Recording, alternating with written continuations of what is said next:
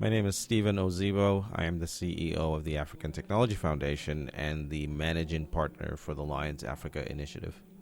Tell us a little bit about Lions Africa and what being managing partner involves. Absolutely. Lions Africa is the platform for innovation, which is backed by the U.S. State Department. It's out of the Office of Global Partnerships.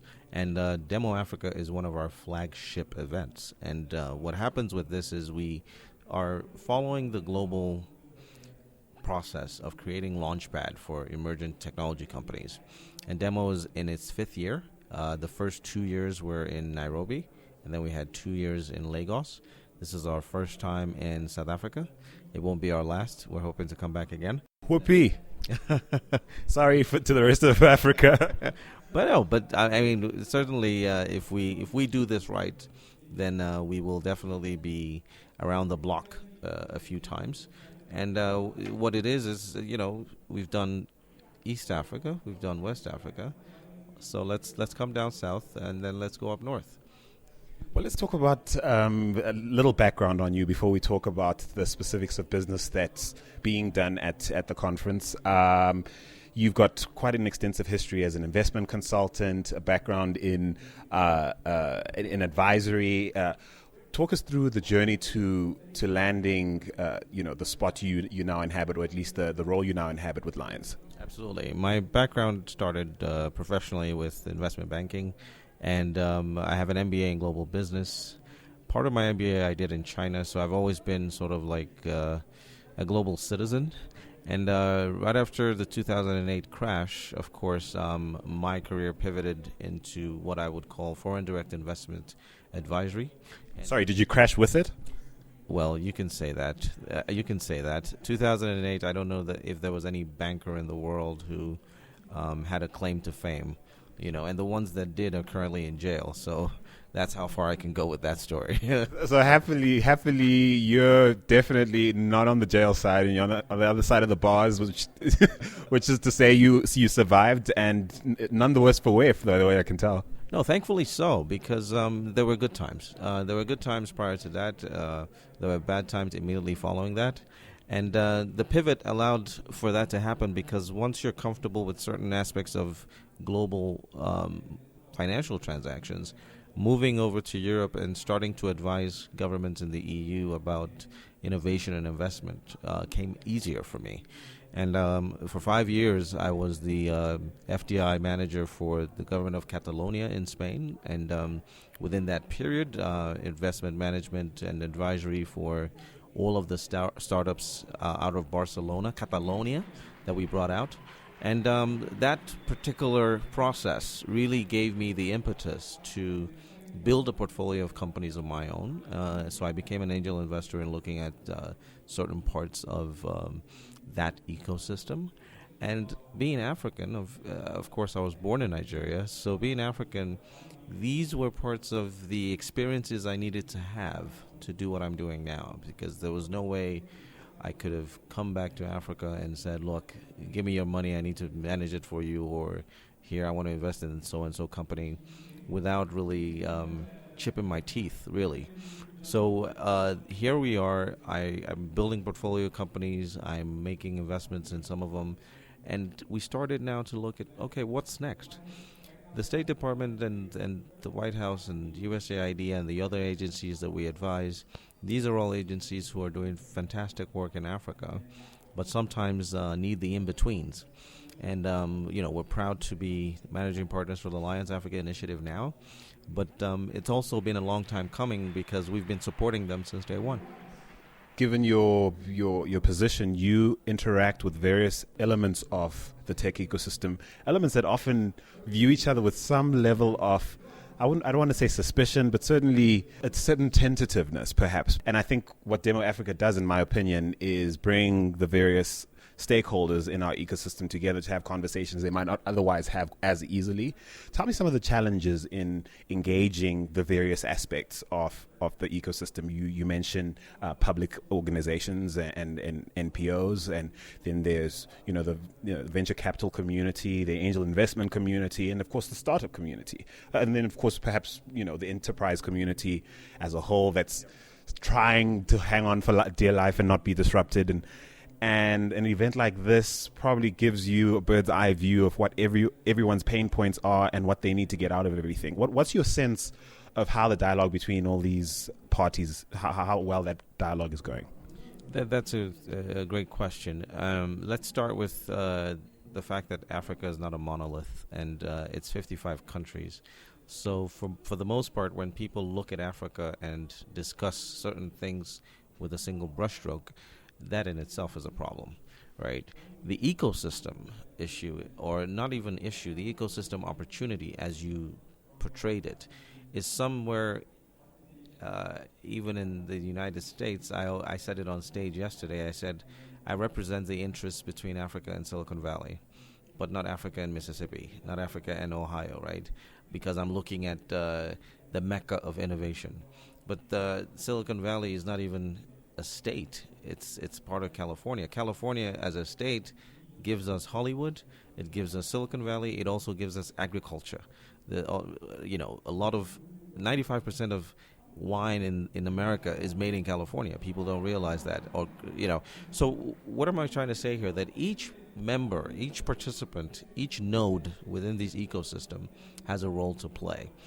And all of those roles are aggregated into what could be the success of Africa's burgeoning technology ecosystem. It's early days. It's very much early days. So for what seems like organized confusion, what we're really trying to do is knowing that everybody plays a part, pick up your tools and go to work. Because the convening power that the likes of Demo Africa can bring can only do so much. Right, we all still need to try and work things on a regional level, on a local level, and maybe sometimes to a municipal level. A few years ago, I was here in South Africa, but down in Cape Town, and I was, at Stellenbosch University, looking at what they were doing with entrepreneurs and technology on their campus. Wonderful work. And that's separated from everything else going on with the GSB at the University of Cape Town and everything else that's going on even with Silicon Cape and the likes. But the ecosystem needs a combination of all three or four of them, right? So we still have to make sure that the support environments, the enabling environments for all stakeholders within the ecosystem is right.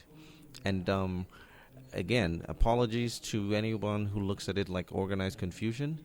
Let's just call it a work in progress. And I suppose, I'm looking up at the logo with some of the sponsors, the sponsors' names wrapped around the lights over there, and I realize the one thing that you've been able to do, perhaps more successfully than other platforms, is engage government in a meaningful way. In a way, as someone who lives in Johannesburg, I haven't quite seen done in a way before, with the city of Joburg coming online. And what do you think of the role of government and government entities, and certainly government organizations, cities, municipalities, and the like? What do you think their role ought to be in trying to grease the wheel, so to speak, grease the spokes? It's a critical role. It's a critical role, and it's one where we must all respect government for the fact that government is people. You know what I mean? It's there's no such thing as government as an entity. Government is a set of people and activities. So we must respect the stakeholders who have chosen that line of work. But then we almost also must encourage them to catch up sometimes, and in sometimes slow down, depending on where they're going and how fast they're going. My usual advice for government is there's nothing worse than going fast in the wrong direction. Because if you're going fast in the wrong direction, you got to come back to where you started in order to go right in the right direction. So if you look at the Lions Africa initiative, I'm here as a representative of the U.S. State Department, and that's a government program. That's the Ministry of Foreign Affairs of the U.S. government that's looking at Africa and knowing that African innovation can be global. That's a major responsibility to take on a role like this, because it's my role as an African to make sure that all of my African brothers and sisters who we select to bring to Silicon Valley, who we select to expand all over the world, actually deliver. Now, for me to do that successfully, I need to turn back to the local ecosystems right? All politics is local, right? I need to turn back to those local ecosystems and work with city governments, work with national governments, so that we can support local innovation departments, associations, agencies within government, and help them do what they need to do right. We also need to support universities, public and private, right? We need to support innovation hubs, public and private. These are all collaborative environments that we would work with government on. But government also needs to invest in innovation, right? Yesterday, I stated to the city of Johannesburg, I said, look, the next problems you're trying to solve, create open innovation environments where the citizens can supply you with technologies and solutions, right? Let your procurement feel like a hackathon, even though I don't like to use the word hackathon, but let it feel like that. Because out of the 27 companies around you today, I bet you that over 50% of them have solutions that can be contextualized to one government issue or the other. And these are things that government just needs to be open to allow it to thrive. Well, let's talk about some buzzwords in the space. You've mentioned one hackathon, innovation competitions, pitching contests, demo days. There's some that are quite cynical about the actual impact, rubber meets road impact these initiatives have, and perhaps the PR spin that is typically linked to them, with the sponsors that come on board, and what we sometimes see as very little to show after they happen. The first thing is, I apologize when I use the word hackathon, because it is misconstrued. It's somewhat of a falsehood sometimes. And you're right. It's really about what next, right? And in our world, Silicon Valley and the rest of the world and the innovation ecosystems are also guilty of some of these, because sometimes it's about crowdsourcing ideas. Like when you have a corporate innovation program where Mercedes-Benz wants to bring 30 startups together and puts up $50,000 as a prize money, and all they want to do is have them pitch, and then the winner gets a $50,000 big check and stands on stage to rock music. What they just did was they just crowdsourced a bunch of ideas, because for them, they have their R&D team sitting on the side and just waiting for startups to come through, and they're like, oh, that sounds nice, oh, that sounds nice, and then we'll kind of weave them all together into one thing. So there's that part of it. There's a business-driven motivation to it. However, when you start looking at innovation competitions, there's always the unintended consequence. The positive is that innovation begets innovation.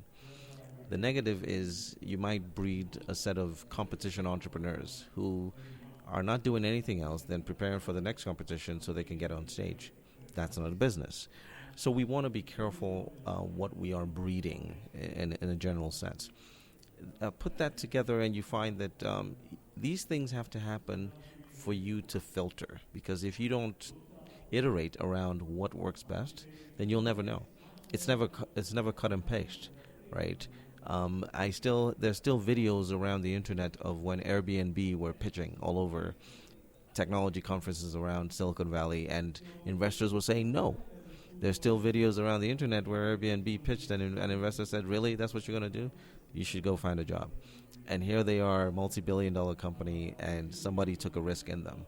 So if it came down to just a process, some of these startups need to actually get around for people to see them, know them, answer questions, and for investors to take that risk.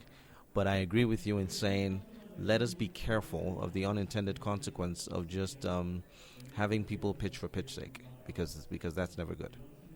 You had the unique experience of being involved on the tech scene in Europe and the US, as well as on the continent. Compare and contrast, if you like, some of the, or at least perhaps what are some of the obvious differences in mindset and approach to innovation that you've observed, say, in Europe, the US, and Africa? And perhaps what are the areas most misunderstood about each of the ecosystems you found in each area? So Europe perhaps about America, America about Europe and Africa about Europe and America.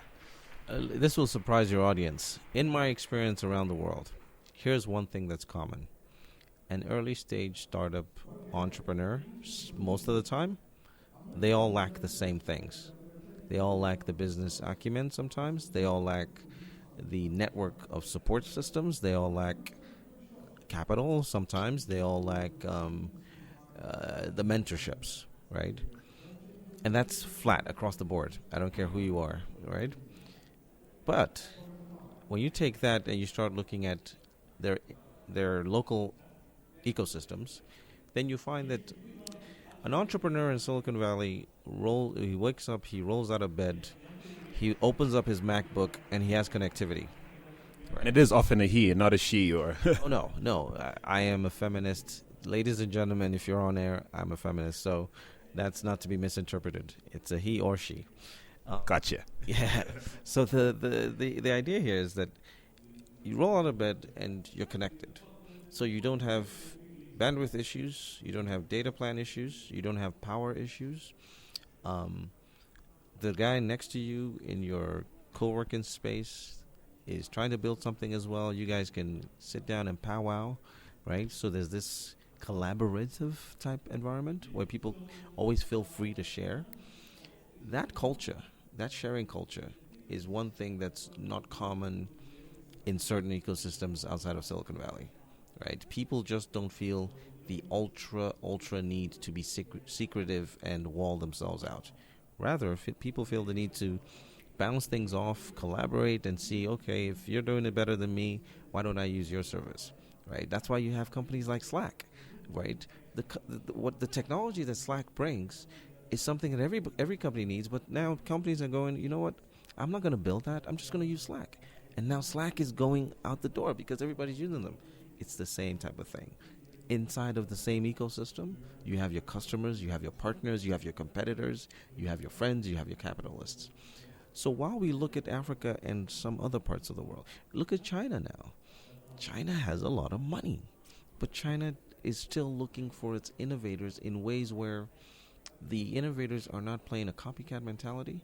And because China doesn't have the local consumption as much as it wants, it still has to build products that can be exportable because it's an export economy. So there are those type of things. What do we have going for us in Africa? We have the fact that our young people are now the youngest continent around, the most unemployed continent around, which is a great, factor for entrepreneurship. But even more so, from a technology standpoint, coming back from being the dark continent to being the continent where we're mobile first, this gives us an upside for innovation. But there are still economic constraints. There are still political constraints. We still have parts of Africa where poverty allows for a lot of innovation not to happen the way it should. We still have, basic issues around some parts of Africa. But that doesn't call for, sadness and darkness. In many ways, it's a threat and it's an opportunity, right? So for the rest of the world looking at Africa, those are the things they see. When you see some of these investors coming from outside of Africa into Africa, that's what they see. They see this opportunity where the only way is up. I actually kind of see it this way. I see, correct me if I'm wrong, or perhaps if you see it differently, but I see the way innovation is defined on the continent is very different to many places in the world where, innovation in the US might be a cool new way to entertain myself or a fun way to catch a Pokemon, or not that there's anything wrong with those things, especially if you can monetize them and they can, make you, wrong with those things. You're right. We're solving real problems. But sometimes solving a real problem and trying to scale that real problem and get paid for it, that's the business. We don't have that. We just have the solution. But to your point around, types of innovation or the way it's defined, Alliance Africa and the work that we're doing, you know what I call this? I call this market access innovation. Because when the world doesn't know what Africa is doing, and I'm here making sure that Africa's best entrepreneurs can be live streamed around the world, can be taken around the world, that's me creating market access back to Africa. Because for everybody who's ever told me, I don't know about Africa. Oh, really? You guys have mobile there? People can call on the phone? Like, really ignorant things. What's really happening is knowledge arbitrage, is information arbitrage. And until we create these market access methodologies, using technology or otherwise, then we can't go forward. A lot of the investors you see here, They could have stayed home and watched this, live streaming on the internet. But they chose to fly here, so many of them. Some of them, we compelled them to, because it's not enough for you to just see it. Come and walk the streets. Come and talk to the locals. Come and visit the markets. Come see the airport. Come, and see how the Africa you think you know is not the Africa that's currently attainable. Let's talk about the startup founders' mindset on the continent and what I still feel is an unhealthy obsession with, chasing or trying to be the next unicorn, at least chasing that unicorn magic. What do you say to that, to startup founders listening to us right now who are clinging quite desperately to the hope that they could be the next Mark Zuckerberg or whoever? Well, I would not dampen their hopes, but I would say this: embrace the reality of your hope. And the reality of your hope is that even in our Mecca, Silicon Valley, the failure rate is 95%. Out of 100 startups, 95% still fail. Even in our Mecca, that is Silicon Valley, 50% of VC-backed startups still fail. I repeat, over 50% of VC-backed startups still fail.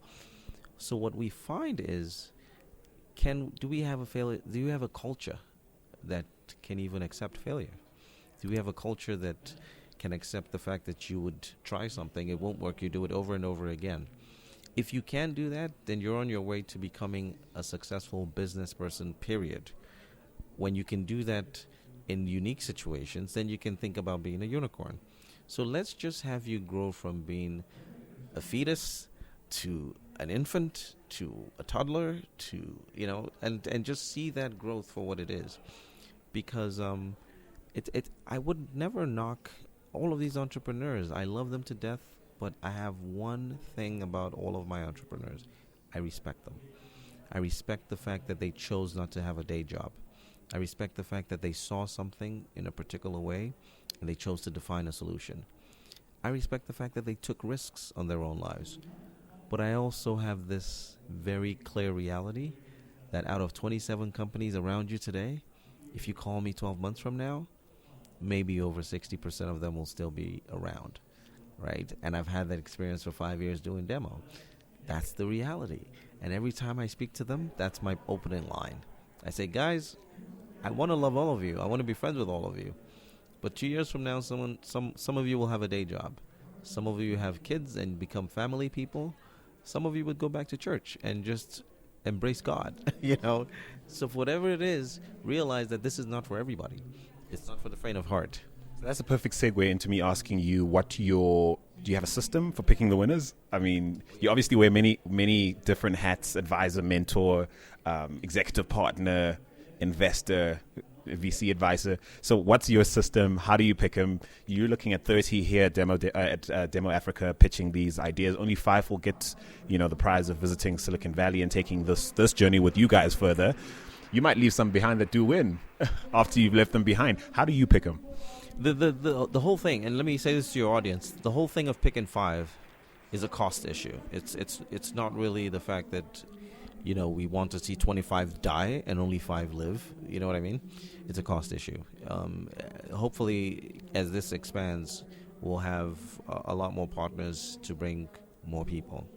That being said, I picked the 5 folks. 1, your technology has to have a clear path to globalization. And the globalization that I speak about sometimes is Pan-African. It's not about I'm taking you to Silicon Valley to move to Silicon Valley. It's about I'm taking you to Silicon Valley so you can benchmark on industry best practices, so you can get some tools, resources, so you can possibly get capital, so you can possibly get partners. But the idea is I want to teach you how to conquer a local market and move to the next one. And the next one sometimes is Cape Town to Joburg, to Harare, to Lusaka, to Lagos. And then you're this Pan-African behemoth company. And when you conquer Africa, you move to Dubai, and then you go to Europe. So this is the first part. Now, someone will hear me on this show and say, but I know this one company that is killing it in Joburg, and they're the sole provider for technology services in Joburg. That is awesome. We want to teach that as well. There's nothing particularly wrong about business monopolies. What's wrong about them sometimes is when they have legislative backing. But in terms of right of first mover advantage, please take that all day. So that's the first part. We want businesses that can scale. We want founders who are willing learners, who understand what they know and know what they don't know. We want founders who can build teams around themselves, because these are critical elements of it. And then we also want folks who have shown a bit of traction, so that way when I'm showing them off to my investor friends in Silicon Valley, it's not really about bare bone conversations. We want to be able to have regressive and forecast type data so that we can show, true potential. And then finally, these technologies have to be able to stand on their own feet, right? Because when I take these folks to the Valley, I put them in situations where they're with other startups of their own age, their own size, and it's like, let me see how you fit into this new school, right? And what you find is my African brothers and sisters most of the time stand their own. There are phenomenal companies here that are doing stuff. The gaps that they have, and I say this to your audience, are not too far off. It's just that sometimes they need that much inconsistent support. So building teams, huge gap. You're a startup, you're not making money, you want to build a team of X-Men and mutants. Yeah, some of these guys need to be paid, but you don't have money, so what are you going to do? You know what I mean? These are some of the situations. But when you look at the core technology and you look at what's being built, it's a wonderful thing. And if there was one part of the tech ecosystem on the continent, and I know it's a big place, and I don't want to lump us all in one, but if there's one aspect of the pipeline towards, creating a pipeline of amazing businesses that are all investable, which aspect would you, if you could have a magic wand and change immediately today, only one aspect of that ecosystem, what would you change right now with that wand? I will take 3 strikes at that one, if you allow me. Mentorship capital. A lot of these businesses, a lot of these startups need support systems. Seed capital. A lot of these startups need some type of what I would call allowance, so some type of a risk allowance to get them through go or no go. Some grease. Yeah, some grease. Just get me through a go or a no go. Okay? So mentorship capital and business support service, risk capital in terms of angel and type of early stage seed. And then finally, more often than not, technical capital, where there are folks who are trying to do stuff and build stuff, but they lack the fundamental knowledge of the technology that they're doing. I'll give you an example. The technology that Uber and Airbnb and Lyft and most of these new companies that are in the shared economy space are using is fundamentally GPS technology. Okay, GPS technology is a military technology, but it's a global positioning system technology. If you don't understand the way GPS works and you're just buying into an API from Uber, all you're doing is you're Uber adjacent. But if you went back and you knew exactly how it worked, then you can now innovate around your local ecosystem. And ladies and gentlemen, that is where our universities and our educational institutions come into play, because these are the founding elements of our next generation of innovators. Science, technology, engineering, math, these are some of the founding bases. But that doesn't stop a lawyer from innovating around the legal practice. That doesn't stop a doctor from innovating around the health practices. That does not stop a chef from innovating around hospitality and food. So I don't want to do STEM and make it look like it's all about tech. No, it's not. It's really about the whole ethos of entrepreneurship, risk taken, support services, and the ancillary support. Well, the next time I ask that question, I'll pretend to be a genie and offer the person three rubs on the lamp. My final question to you is, do you have a favorite space in tech that is capturing your imagination more than anything else? It doesn't necessarily have to be perhaps the most promising from a revenue potential point of view or market size point of view. It might not even be a global trend. I don't know, health tech, fintech, what's your thing, man? Entertainment. Entertainment, really? And ladies and gentlemen of the audience, the value chain for entertainment. This show, my voice, our wonderful host Andile, you're all being quasi-entertained and informed. This is edutainment. It's educational entertainment.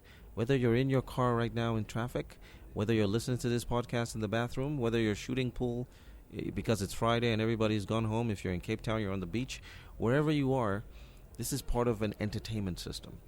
Entertainment in itself is a human form right now that everything we're doing, including Facebook, social, a lot of the things you do now, you do to actually engage your senses and entertain yourself. If you look at the value chain of entertainment, it starts all the way with a single unit of intellectual property, which is a story, an idea, a what if.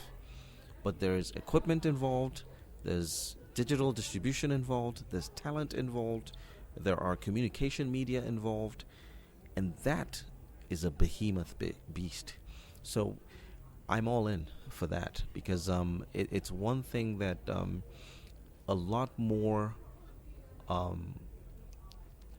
ecosystems and industry are built around, but people are not paying attention. Is it because of your proximity to Hollywood and how we see the major sort of the majors buying up, the next generation sort of new media plays, and we see like a consolidation in that space that we're not seeing quite to the extent in other parts of the world? Perhaps there's an understanding of what you've just said in the US, perhaps to a greater extent than elsewhere. Absolutely. I mean, the unit is content, right? That's the unit function. Whether it's audio, visual, textual, it's content.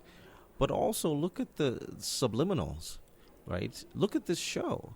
Before we kicked off yesterday, there was Show of Lights and all. Insane, people. Like, you had to be, I don't know, it's probably available online to have a look at, but man, yeah. These are all just to get you fired up and get your sensories up to, ladies and gentlemen, you're about to get into a new world. And this is worth my time. Yes, and this is and just stick around and allow me blow your mind. It's all lights, it's all physics, right? But we had to take those lights and that physics and put it in a way that would be enjoyable to you while we're taking your money, while we're taking your time, while we're keeping you away from your girlfriend and your family, right? Again, it's the subtlety. Nowadays, you'll hear about Silicon Valley and virtual reality. Heck, on television at the show, Silicon Valley. Yes. It's all entertainment. Yeah, and I mean, I suppose you could have just, submitted a dissertation, done another master's degree, and sent us to a library to go read about it. But no, you're here talking to me. Absolutely. Fantastic. Really, really pleasure speaking to you, Stephen. All the best with demo. We certainly wish all 30 of the businesses that have pitched at this platform all the best. We know that the numbers are not in their favor, but hey, we're just glad they're here, and we're glad that they're adding to what we hope will become the next wave of success here on the continent. Absolutely. And the African stories must be told. They will be told for good and for bad, but mostly for good. And to our generation of Africans, this generation of Africans, we are the luckiest generation of Africans we've ever been. So the only way is up. The only way is up, and that's how I'm going to leave it. I'm here for that ride, but absolutely. Thank you.